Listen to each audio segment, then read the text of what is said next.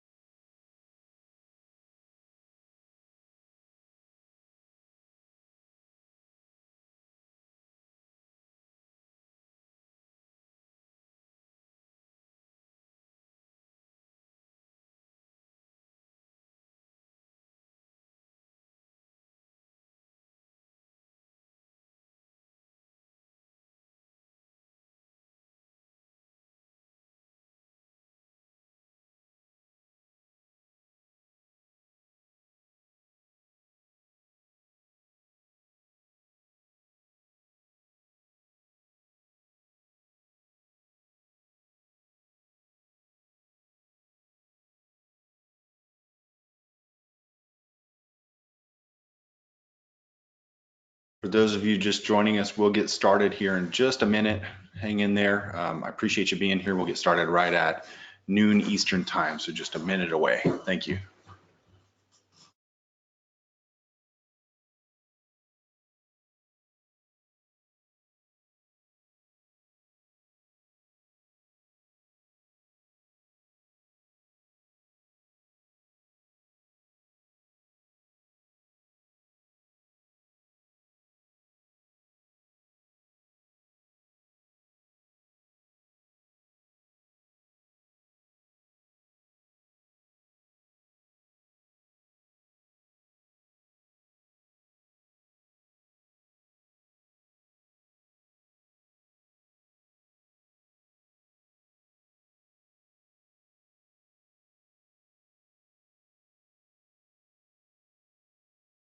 All right, it's 12 o'clock on the East Coast, so let's get going. My name is Paul Merrill. I'm from Beaufort Fairmont Automated Testing Services. We're based in Cary, North Carolina, and we love doing webinars like this one today for you to help with your education, your career growth in testing and in test automation specifically. So at Beaufort Fairmont, we focus on test automation. We help our clients to create strategies and plans with their test automation. We love test automation. We eat, sleep, and breathe it. We do 3 things for our customers. One is training. So if you have open source test automation tools that you want training in, principles, foundations in test automation, we can help out with that. We do consultation to help you put a strategy and plan in place for your test automation. And we also have dedicated experts that can work with your team, embedded with your team remotely to do test automation. So we're going to get started here pretty quickly. Today, we're going to be talking about testing mission critical applications in the cloud with TR Buskirk. I want to mention a couple things as we get started here, upcoming events. I'm supposed to have an article coming out today from Tech Beacon. If you don't follow Tech Beacon, go to techbeacon.com. There's plenty of great articles out there about test automation and things related to software development and testing. The article that I'm coming out with kind of came from an article that I wrote a couple months ago that was about converting teams over to test automation. The idea was generally I don't see a lot of success with teams moving their manual testers over to automation and trying to learn automation. And those were the tips for how to do it or things to be aware of. What I realized in writing that article and reading it later and hearing people's comments was that I didn't mention my criteria for success. So what does it mean for teams to succeed with test automation? That's what today's article on Tech Beacon is going to be about. It should be out this afternoon, so look out for that. Tomorrow, I'm going to be talking testing and entrepreneurship with STP on their webinar, so go out to stp.com or look for STP for that information. That'll be at noon Eastern time as well. And please join us in DC. If you are in the DC area, come join us in DC. We'll be near Pentagon City. We're a sponsor of the event. We're going to have a few of our folks out there for it. I'm going to be speaking during the workshops and during sessions about service virtualization. So come to STPCon. We've got a way for you to save 10%. Use the code BFSTPCONF. So basically Beaufort Fairmont STP Conf 18. You see it there on the screen. Before August the 24th, you can pair up this offer with the early bird discount and get even more savings. So make sure to reach out for that. It helps us if you use this code. So please use this code. So today, we are going to be talking with TR Buskirk. Before I get started with him, just remember, we have a $50 Amazon gift card giveaway. So stick around until the end of this for a chance to win this. We give one away every month. And I love being able to do it, and I love hearing about people and congratulating people who get this. So make sure to stick around, and you may be the one to receive that giveaway. I'm really interested in this. I can't wait to hear what TR has to say today. Let me tell you a little bit about him. First of all, he's a friend, and I love being around him and hearing what he has to say. He's always got wonderful perspectives on testing and test automation. He's been very successful with test automation. He is a senior director of QA at Genesys. His experience crosses many industry sectors, including cloud technologies, medical systems, telecommunications, advertising, and internet retail. He specializes in startup companies and has transitioned several all the way through to an IPO. He champions a wide range of testing disciplines, including test optimization, appropriate coverage analysis, and stability testing in the cloud. He currently works on the PureCloud product, which is a mission-critical product that allows customers to run their call center from the cloud. So TR, welcome to the webinar. Hey, thanks a lot. I'm glad to have you here. I'm going to make you the presenter and allow you to take over the screen here and share with us your slides. Sounds good. Thanks. Throughout this, guys, make sure to ask questions. If you want to type them in as we're going, that's fine. Once again, make sure to get with us. It says, so a couple people are saying they can't hear very well. I don't really know what to do about that right now. I apologize. There will be a recording, and hopefully the audio is better on that. I hope you can hear me okay.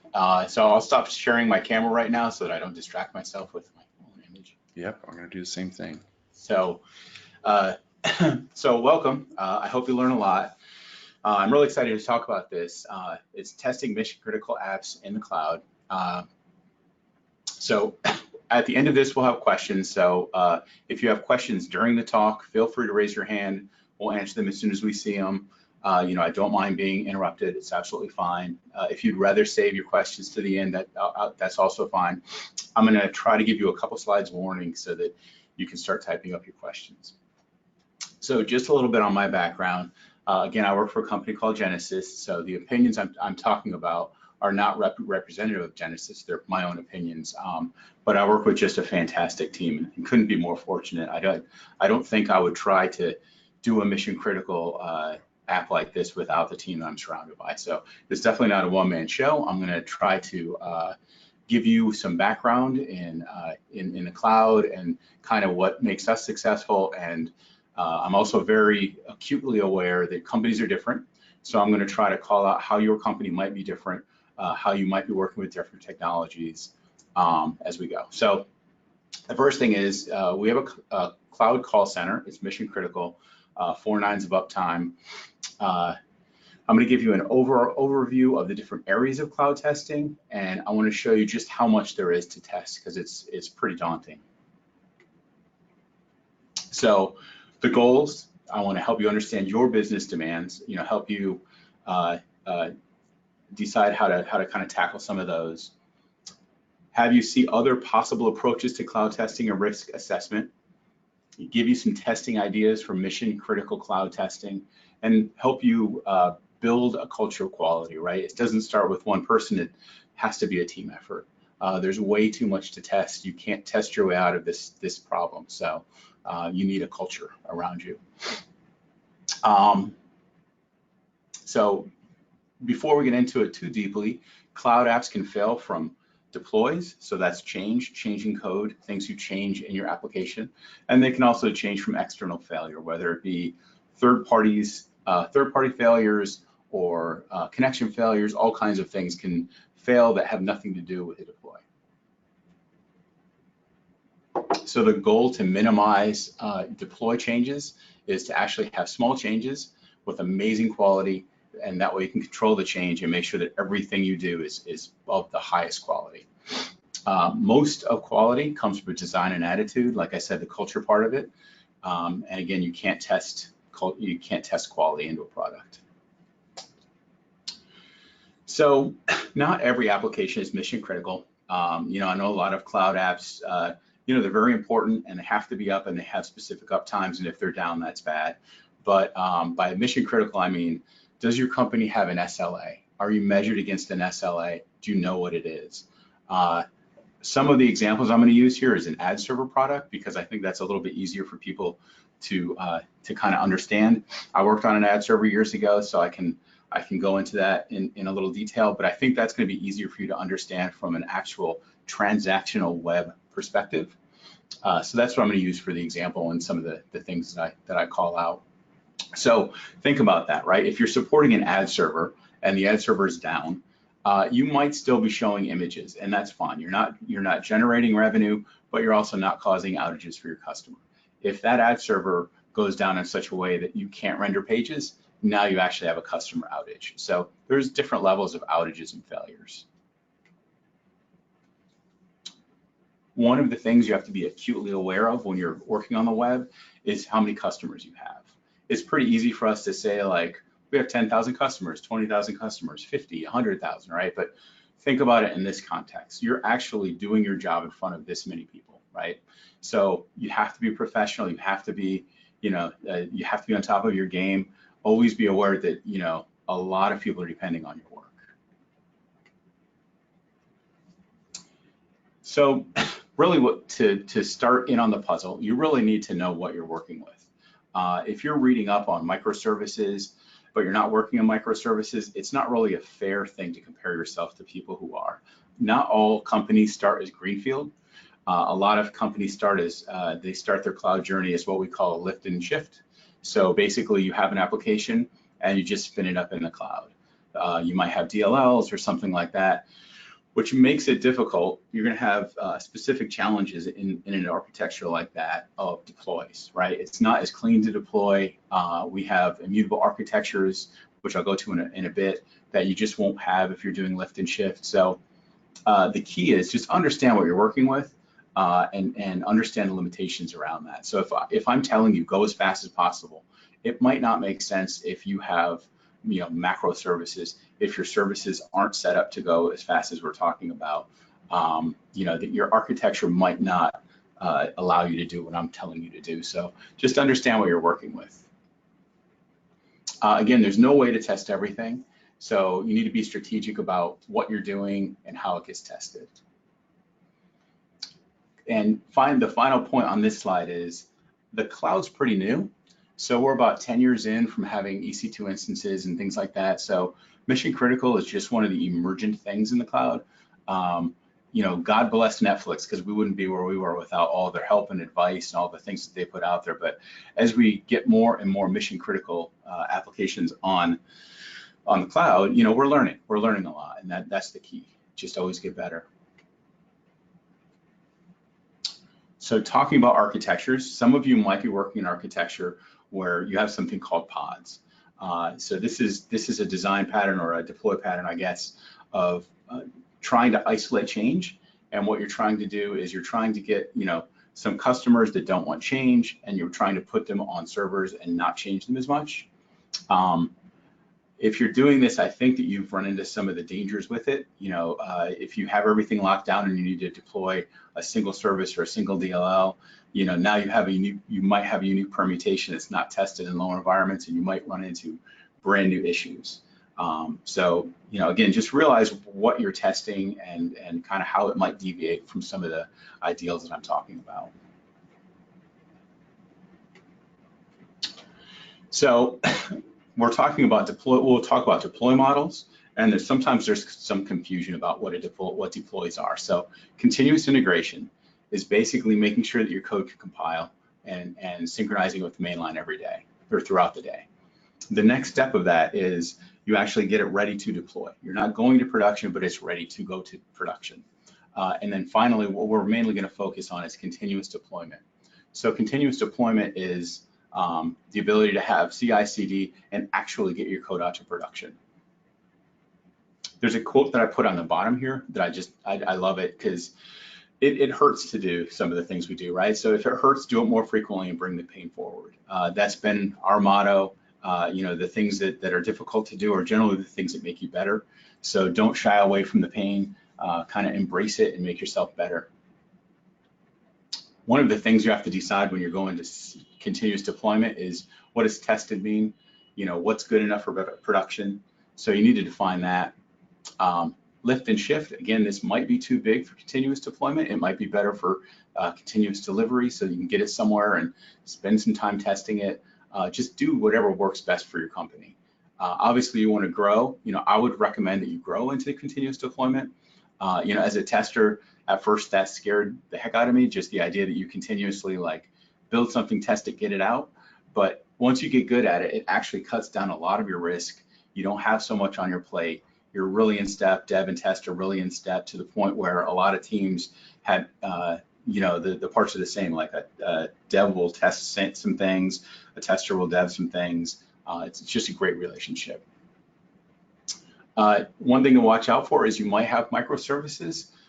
So microservices are small deployable objects that can, you can grow it, and it could grow to the point where it's not necessarily a microservice that's optimized and small anymore. It might have, too much functionality in it. So just be aware of that.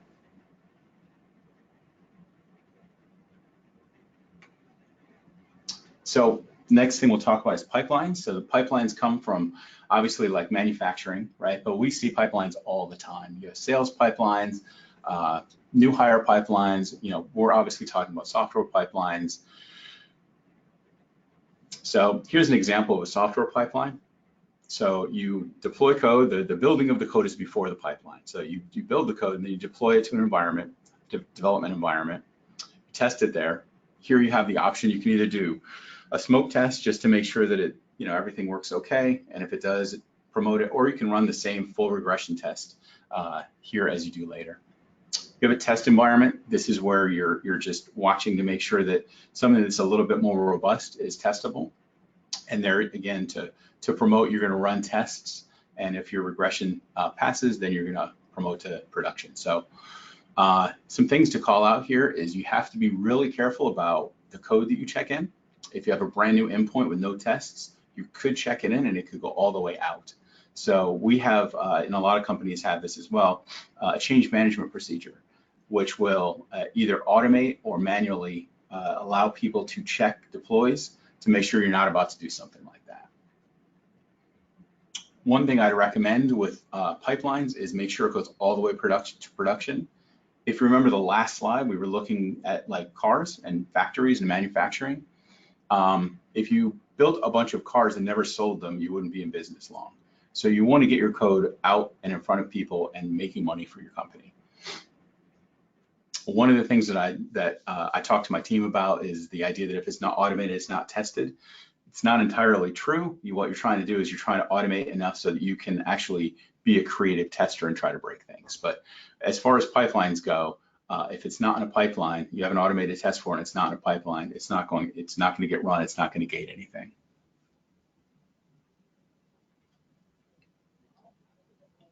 One of the alternatives is that you could create a brand new feature and you could hide it behind a feature toggle. And then that way it wouldn't get exposed to the pipelines and things like that. So depending on your team and how well that works out, that might be an option for you. So also realize that pipelines can run in parallel. So what I just showed you was, you and your team trying to get something out. Meanwhile, all kinds of other teams are trying to get software out, and they're running pipelines. You could have 100 pipelines running. You could be sharing tests. So there's always the danger that you don't have control over tests when they get run, especially if someone sees a good one in your pipeline that they want. Say that you're a dependent service for them. They might want to put stuff in your pipeline or grab stuff from your pipeline. So your tests might be run several times concurrently. So try to keep that in mind. Beware of static users and static data. Make sure that your tests can create and manage their own test data. So one of the things that gets overlooked a lot is the idea of a rollback. We're all optimistic, right? So we think we're going to build something and get it out and test it and everything's great, right? But you have to be able to roll things back. And a lot of people kind of overlook this. So say that you had a change that required a migration of some sort, a data migration. Traditionally we'd have these big long meetings to say like, we're going to migrate the data and we're going to roll it out, and something goes wrong, here's how we're going to go back. You don't have that with a cloud offering. So you want to build it into your deploy, into your pipeline, into your testing. So generally you want to like do something like dual writing, make sure everything works fine. And once it does, go to single writing, but if it doesn't, you can roll back and not lose any data. These are design patterns that you'll probably be exposed to, but you'll want to make sure you test for them. And again, make sure you actually test rolling back your service, because you want to have the freedom to, if anything goes wrong, you roll it back. The first thing, if something goes wrong in prod, the first thing is not to debug it, it's to roll it back. So make sure your teams are enabled to do that. If you're using feature toggles, make sure that you're testing with them on and off. One other thing that's really important if you're going to do this, if you're mission critical, is deploy under production load. You're never going to deploy into a non-running stagnant system again once you start getting customers, so you might as well practice it. It's a good way to learn how chaos affects your, we'll talk about chaos in a bit, but it's a good way to start learning how chaos affects your deploys and your system. And when you're doing your production load, try to make sure your test environment has the same load and the same pattern as production will, and plan for next quarter. So you don't really want to be testing what's in prod right now. You want to be forecasting what's going to be in prod in a quarter. This way, if you run into a problem, you don't have, it's not an emergency, you have some time to fix it. Maybe even do twice production, right? That's what we generally try to do, just to keep as far ahead as possible. One other thing that's not on here is that you can't rely on another deploy. So if you deploy, you have service A, service B. Service B depends on service A. Service A might get rolled back. So make sure that you test deploying without that service there, because you should be able to handle it. Your team should be able to handle that. So blue-green deploy is a pattern that you might want to use. Basically, it's the idea that you deploy code to production, but customers can't get to it. Only you can get to it. Only testers can get to it. Tests run against it. If the test pass, you could gradually point customers to the new running code. You can turn it over time. One word of warning, it's not really meant to be on for an extended period of time. So it's not meant to like run as like an alpha, beta kind of thing for long, maybe half an hour at the offset at the longest. And again, tests have to be really solid, right? Because you're going to roll back changes. So if your tests are flaky, you're going to constantly roll to prod and roll back. So it's not going to be a fun experience. So make sure your tests are as solid as possible. Regions are another extension to the pipeline. Before we talked about pods, this is basically the idea that you have regions that you deploy to, like France, Germany, they're their own regions. Some different countries have data sovereignty laws that might require you to have all of your servers in that country.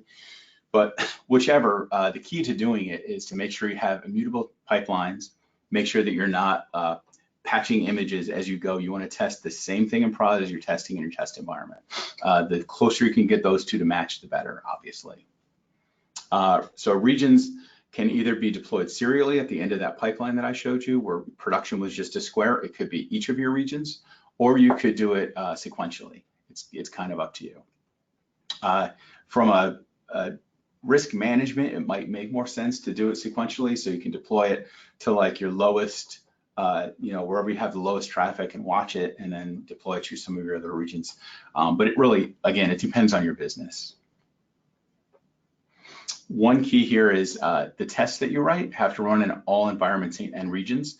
Just like you don't want to have, you want to have immutable artifacts that you're promoting, you also want to have immutable testing.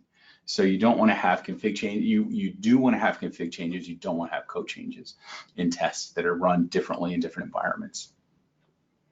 And regions is not the same as localization, right? Localization is a totally different effort that I'm not going to talk about. So I have a friend, Cal, and Cal came up with this great saying, and his saying was that in the cloud, there are two certainties, change and failure. So I thought this is a great picture to kind of demonstrate that. I've shown it before at a conference, and I think it gets the point across really well. when you're running anything in the cloud, you're basically running a railroad where the tracks might go away. So that's just how the cloud works, and you have to be ready for it.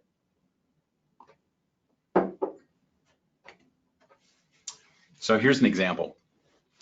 Here's the AWS SLA for EC2 instances. You know, you look at it, 5 nines of uptime, 4 nines of uptime, cool. But when you really sit down and you do the math on it, say you had 100 services and each one has 2 EC2 instances. Now you have 200 services. You could either be down for 4 minutes if all of them go down once a month. You could be down for 4 minutes, which puts you at your 4 nines. If each of the services go down independently, like if Amazon takes one down or they fail or something happens, you're still within Amazon's SLA and you have a 98% uptime. So you have to make sure, oddly, as this is going to sound, your uptime has to be better than the EC2 instance Amazon SLA. I'll show you what some of the patterns on how to do that. There's obviously caching, circuit breakers. From a testing perspective, I'm showing you them so that you know to test them. So chaos testing is actually one of the cooler new emergent things that we can test. It kind of marries testing, devs, DevOps, but it's great for those of us who are testers because we have a testing mindset, right? We always think what could go wrong, and we're good at that, and that's really what you want to do when you're doing any kind of testing, but particularly chaos. So if you're not familiar with chaos testing, imagine if you just randomly killed an EC2 instance, what would happen, right? So there are tools to do this. You can create your own, but just think about if you just killed an EC2 instance, no one would probably notice, right? If you're doing it in a test environment. That's why you want to do a load test during it. So you want to put traffic on it, kill the EC2 instance, have a monitor or test for that fail and tell you. Doing chaos without traffic is not really going to produce any bugs for you. So I'd suggest that you get production traffic going in a test environment. All of this chaos I'm suggesting in a test environment, by the way. Don't do this in production. If you do, you're way braver than most of us. But you should, in theory, be able to at some point. But you're definitely not going to start there. So test in the testing environments. You want to test, some other ideas are slow connections, interrupted connections, third-party dependencies could go away. You can have heavy spikes in traffic. Basically, what you're trying to do is you're trying to find failures in your system that cascade and just snowball. If you get pushback, and one other note on this, if you get pushback in running production level load in your lower environments, that's something to watch out for, because the way cloud's pricing should scale, it should scale pretty gently. And if you're putting traffic on it and your costs scale really high, then your architecture might not be optimal and it might not be as profitable as like a lot of the other cloud companies. So it's kind of a good thing to keep an eye on too. Generally, as testers, we're not in the cost business, but in the cloud, you're definitely going to get called in about like why things cost so much. If things don't scale well, it's just going to cost the company more. We'll go into that in a little bit, but cost actually becomes a very important part of our job. So who does the chaos testing? There's been kind of an emergent job skill called system reliability engineer. They enable teams to use chaos tools. They coordinate fire drills. They champion resilient design. Again, this is one of those things. It could be a role. It could be a person in the company. It could be a team. It could be a tester, dev, designated role, shared role. It just depends. But someone needs to do it. Someone needs to coordinate fire drills, test for overlap, things like that. You really need someone to drive this or it won't really get done. And it's super important. So I talked about circuit breakers. I wanted to show this. So again, we'll go back to the ad server, right? So say an ad server gets some user data from a system and it starts getting slow. So normally what would happen is you would just hammer that user data and try to get stuff until the user data service went down or had a problem, and that might cascade to other systems. So here, what you do is you have a circuit breaker. You start having problems with user data. You just say, well, we don't really have to have user data. Maybe we have it cached, maybe we have it somewhere else, maybe we have other criteria we can serve ads up on. We'll flip a circuit breaker and just do something else, right? So the reason I bring this up is because this is something important for us to test. We need to make sure that the circuit breakers, that we're aware of what they are, how they behave, that we've tested the new circuit breaker, tested that they can get flipped and unflipped. So I know that this is kind of a quickly moving webinar, so I apologize for that. I'm just trying to touch on a lot of different things. So scale testing. So you'll hear people talk about scale testing. And when I'm talking about it, what I want to convey is just the idea that it's an event. In the cloud, it's an event.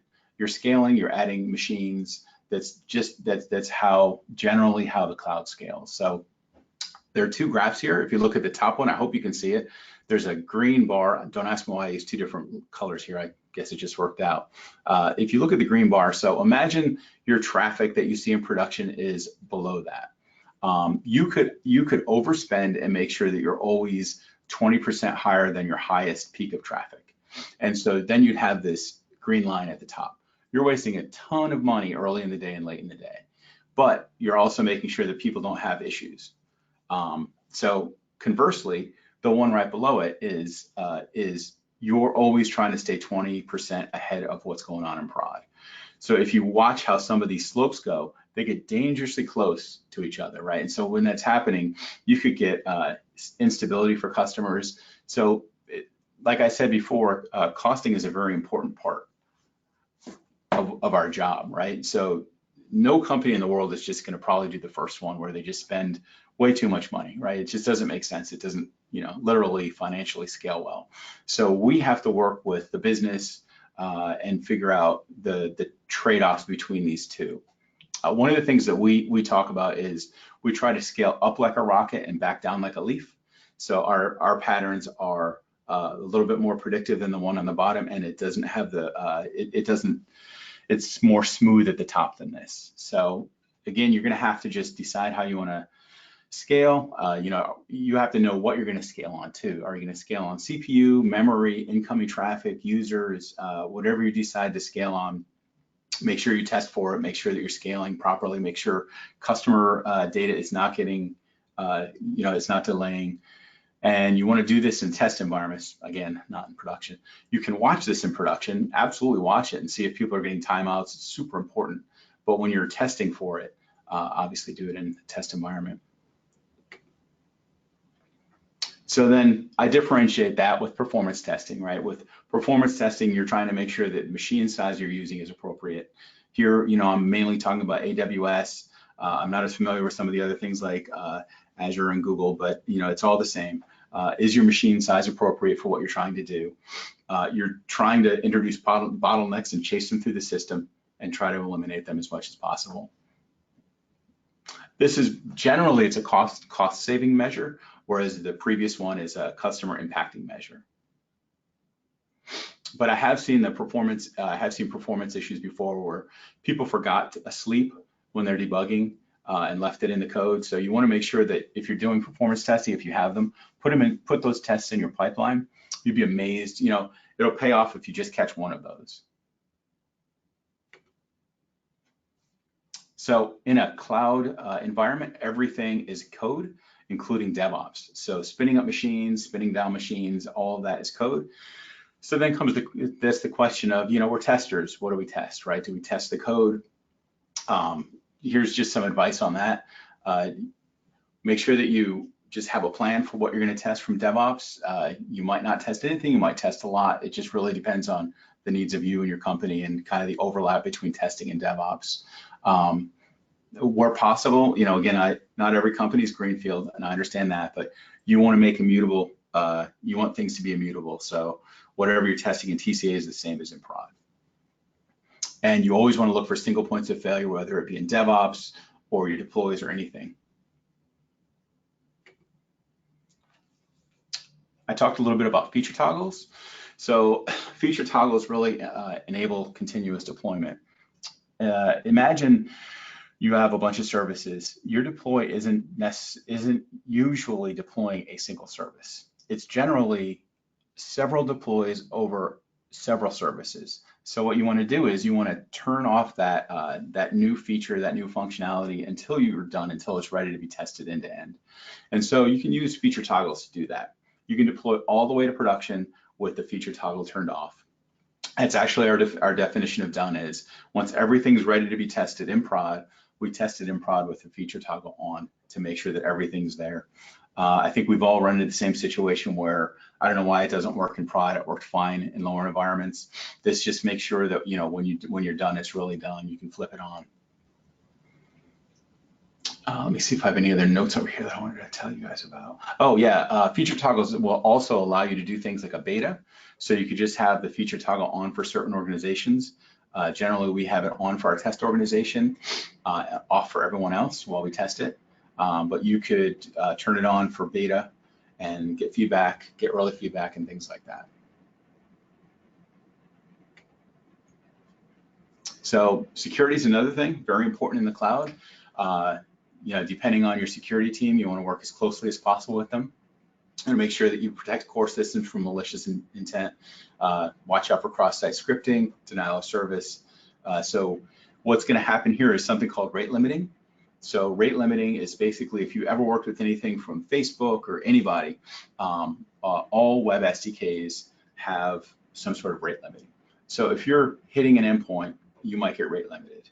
It's okay to have retries in your tests in an API context as long as you're representing a consumer that does as well. Make sure your UI does the same thing. Make sure your clients do the same thing, right?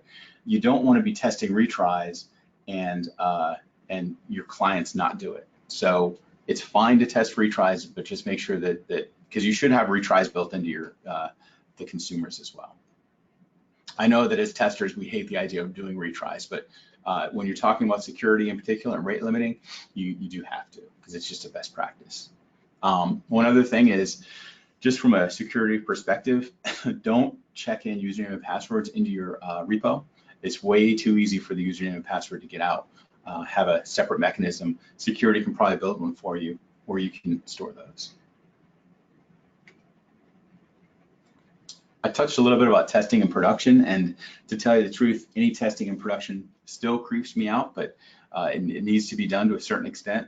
So the easiest way to do testing in production is monitoring, right? You have explicit or implicit. If you're thinking about implicit, think about explicit would be the easiest to think about. If you're doing the ad server, you're requesting an ad, make sure that the correct ad shows up. That's explicit. Implicit is watching the ad server, making sure that it's delivering the correct distribution of ads and the correct targeting of ads. So you're not really interfering with the system, you're watching it. So in my opinion, implicit is the much gentler approach, but sometimes you have to use explicit, and you definitely need to be aware of them. But you need to have monitors set up. Don't just have them in prod.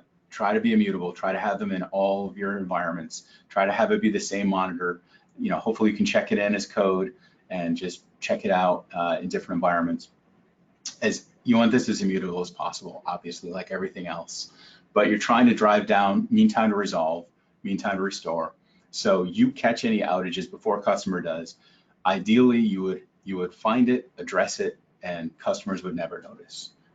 That's your goal here. But even worst case, at least you get a jump on it, and you can be working with your dev team by the time anybody notices it. Testing those in a lower environment is really the key, right? If they're super chatty in the lower environment, they're going to be just as bad in prod. So this is just another thing to put on your load of things to test, is make sure that your monitors work. Again, I'm always very wary about testing things in production. You do a blue-green deploy, you do have to run some tests in prod, depending on how that deploy goes. But I always try to keep it light and do not delete data in prod. I'm probably just overly paranoid, but that's kind of my golden rule, is just stay away from deleting anything in prod. So measurements, right? How are we doing? This is one of the keys to a cloud deploy. You're going to get your SLA. How are you doing on your SLA, right? That's an inherent measurement. But what you really want to measure is your progress, right? So how many escapes, how many issues get to a customer? Uptime, like I said, part of the SLA anyway. So those are pretty obvious things to be watching. But other things you could watch is coverage. Here you have to be careful, right? Because that's kind of a loaded term.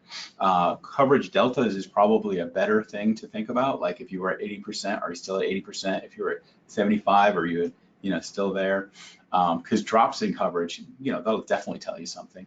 The other thing that's like inherently interesting to watch is triage time. The idea is you have small changes, they get made, tested, shipped to prod. So the triage time should be small.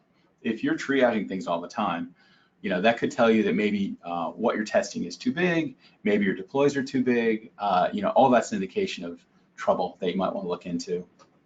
Also, time gaps between when dev is done and testing is done.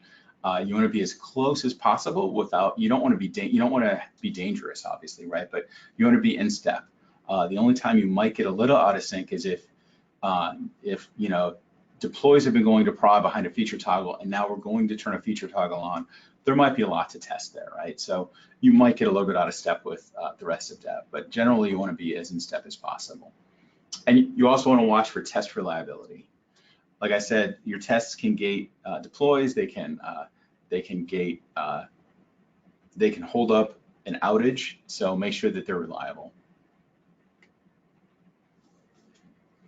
So as testers, we feel really, a lot of us don't like deleting tests, but the bottom line is you need to make sure that you're using your automation as a tool. If you had a hammer and the head fell off, you throw it away and get a different hammer. We feel kind of bound to our testing sometimes, and we keep it around. We keep that hammer that has the loose head around just because we spent so much time building it or for whatever reason. But don't be afraid to get rid of your testing. The bottom line is that tests are a tool that are going to gate your deploy. So if they're unreliable, you're going to cause issue. You're actually going to cause issues to your customers. So we'll be doing questions right after this. I should have given you a little bit more leeway into doing questions, but this will be the last slide, I think. Yeah, this will be the last slide. So after this, if you want to put questions in, that's fine. So the cloud's always changing. Like I said, it's we've only been doing this like 10 years, 10-ish years, something like that, and every year is different, right? When I first started, I personally had questions about whether we could pull this off. Can you do a cloud center can you do a call center in the cloud, right? But tools have emerged, everything has really grown up. We definitely saw within the first 6 months, yes, this is definitely doable. We've got to be really disciplined about it. We've got to be on top of our game, innovative, we've got to go places no one has ever gone before. Boy, it sounds like a sci-fi thing, but it's just changing all the time. So where will the cloud be in 10 years, 20 years, right? Will we even use the cloud? We don't know. So just always be growing, always be innovating. I'd recommend that you continuously groom your tests. Like I said about the hoarding slide, tests that are useful today might not be useful in a month. You might have overlap. You might not need one. It might be pushed down in the test stack, which is cool. That's fine. You always want to try to shift left, so you want to test as early in the dev cycle as possible. If you can replace an end-to-end test with a unit test and not have any gaps of coverage, that's obviously a win you want to do. Red is dead is an attitude. Basically, you guys have probably heard about the factory where something goes wrong and somebody pulls a cord. So that's something you can do. We have a room where if anything breaks in the test environment, then everything stops. We figure out what's going on. And yeah, it's painful. Like I said on that one slide, it's very painful, but you get better at it and you learn and you make your quality go up. Blue-green deploys. Again, here it's perfect because you could put something out and make sure that it's good quality in prod without affecting a customer. So when people talk about testing in prod, that's generally what they're talking about, that and the implicit monitoring and things like that. You want to make sure that you're watching production to see traffic changes, because just because you look today doesn't mean that 3 months from now your traffic patterns don't change. You also might want to have something called like a concept like chaos days, where you just know there's going to be a day, like every Friday, the SRE team might do fire drills or take things down, and you just know it's going to happen. Coordinating that is pretty important because that'll let you be a little more aggressive with the chaos that you do. Again, do this in test, not in prod. I keep saying that, but I'm afraid someone's going to do this in prod. Don't do it in prod. But practice, it'll help you practice for fire drills. So if a service goes down and an alert goes off, you don't panic. You're used to it. You're kind of battle proven.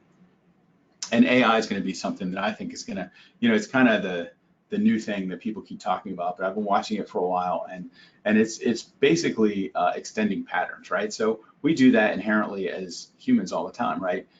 It can tell you escape trends, hotspots, what to test. If you only get one test, what is it, right? We think we know, but an AI probably can give us a little bit better advice. So with that, I think we can kind of wrap it up. Do people have questions?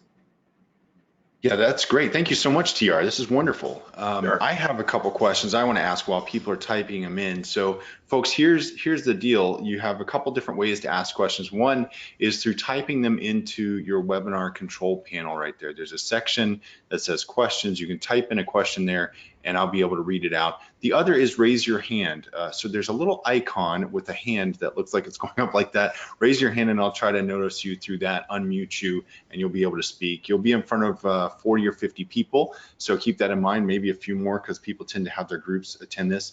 While we're going here, so I see a couple tweets online. One is from Steve Z. He says, enjoying TRB, which is TR's handle on there, TR_B on Twitter. It's got me thinking that the line between testing that an application works before deployment and testing that the application works after deployment is really blurring. And I see the tints there, TR, blurring. And I think a lot of folks out there, I know the customers that Beaufort Fairmont has, many of them are not to this level of complexity, of sophistication. Many of the folks that we talk to are not there. I think it's less the standard than the outlier at this point for most companies. So a lot of things you're saying here may sound like this far fantasy land, something far away. Can you tell us a little bit about your journey and your company's journey in getting to this point of sophistication? Oh, sure, absolutely. So I was one of the first testers.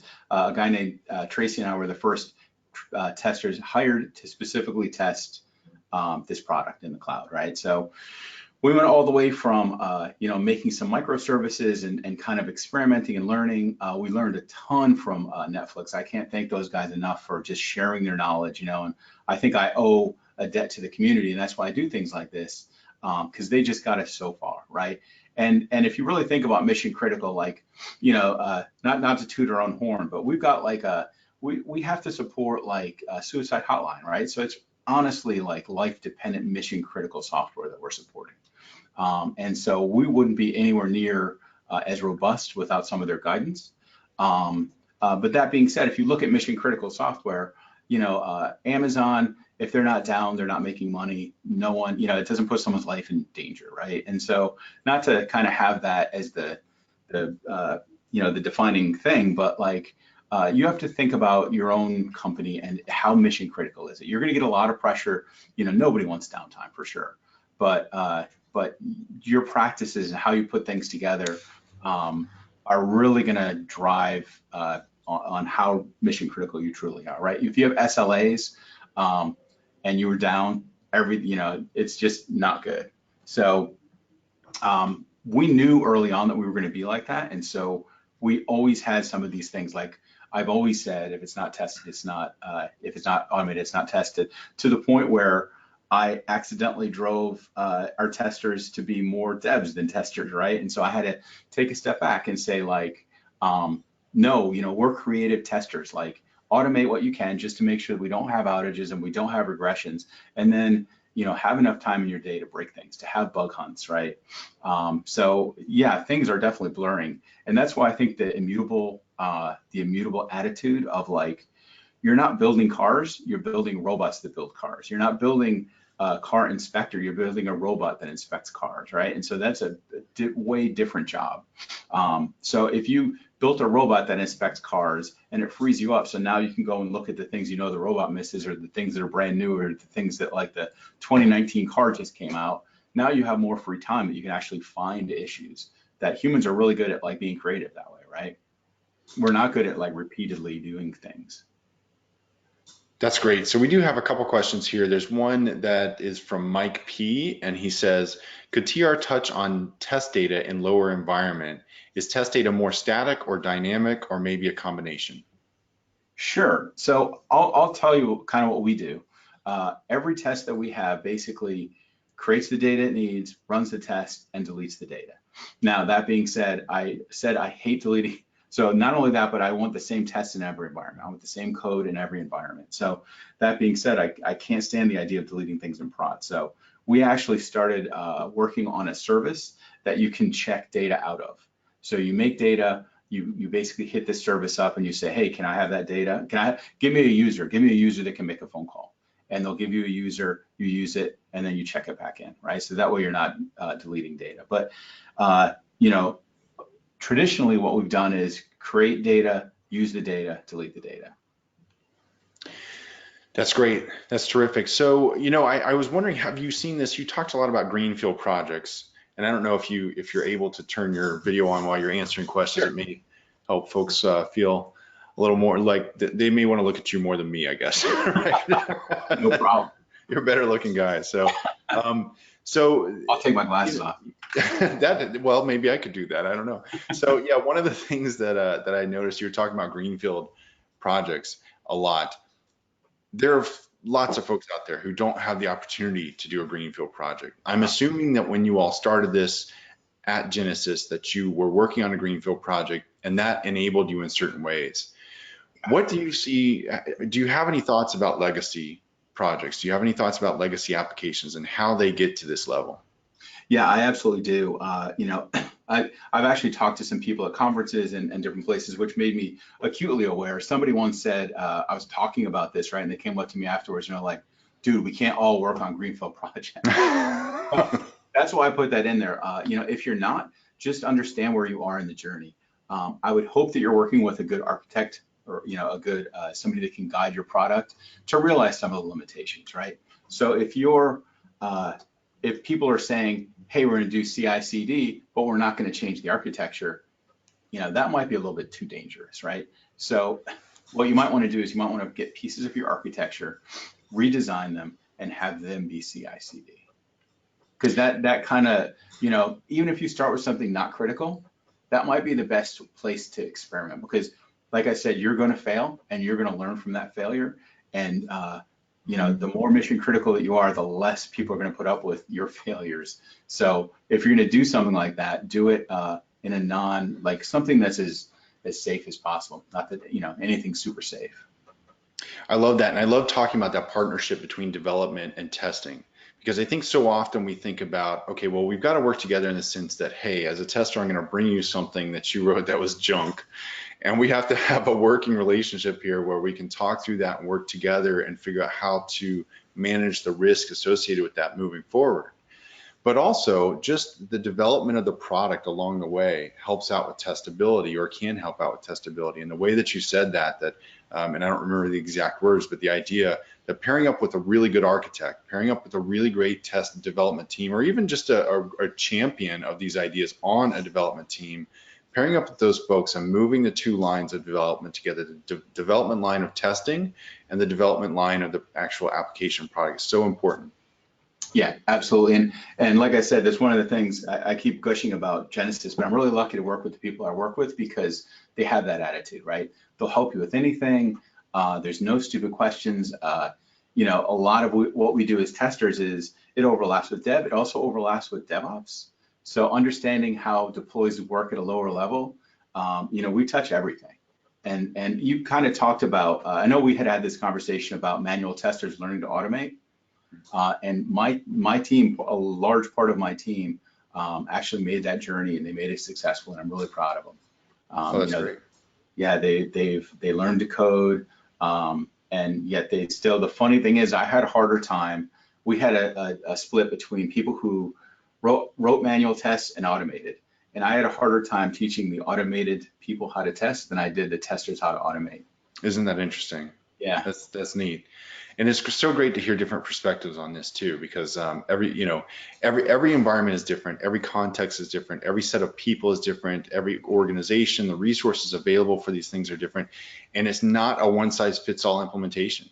What you No. can achieve at one company is different than what you can achieve at another. What you can achieve in one team is different from another, and what you can achieve from one individual to the next, what one individual can achieve compared to the next is different. So I think that's great to keep in mind. Look, I don't see very many other questions here. We're coming up on time. I want to thank you again. You guys hold on. We've got this giveaway, and hold on, please, TR, and you can be a part of this too. You can help celebrate with whoever this giveaway is. Yeah, I'll celebrate with you. I'm going to get the, I'm going to pull back the present, how do I do this? How do I become presenter again? Oh, let me stop my thing.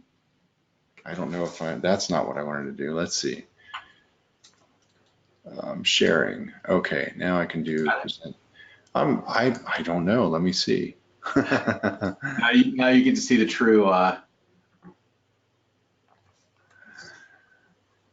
try to make you presenter. That may be what I need. Yeah, I think you are now presenter. There we go. Thank you very much. All right. So sorry, folks. Now you got to see us mess around with software. They've never seen that before. I'm sure they've never had anyone have a challenge with these things. Let me change my screens. All right, there we go. Okay, so this is it. This is the moment we've been waiting for. The content was great, but this is what really matters. The $50 Amazon gift card. And for that, I have there's supposed to be a sound. Oh, the sound didn't work. Okay, drum roll. And the gift card, thank you. The gift card is going to Gabrielle A. Gabrielle A. If your name is Gabrielle and your last name starts with A, you are the winner, and I will be sending you information about this gift card. If you don't receive it from us at Beaufort Fairmont in the next 24 hours or 48 hours, please let me know. Guys, I always enjoy doing this. I love talking through these things with folks, challenges with test automation. This seems like a big journey, and it is a big journey. For most companies out there, the journey that TR and his group has made, it feels like it's out of touch. We take these steps with our clients all the time.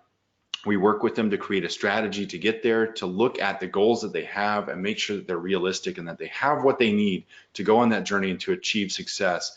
And we want to do that with you, whether it means consulting, whether it means working hand in hand together, whether it means bringing on our people, our dedicated experts to help out with automation. We're there for you. I always want to talk through challenges with folks, so please hit me up at that number or send me an email. You've got all my contact information here.